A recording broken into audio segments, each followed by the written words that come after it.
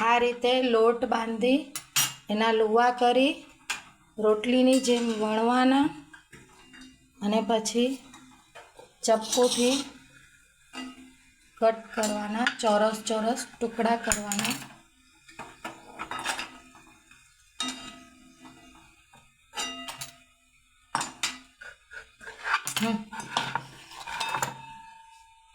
Cutting कर।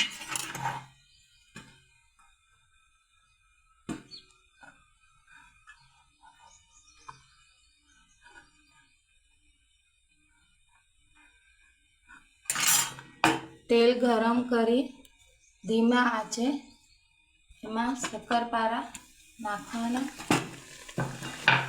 अने जाराथी एने तळवाना।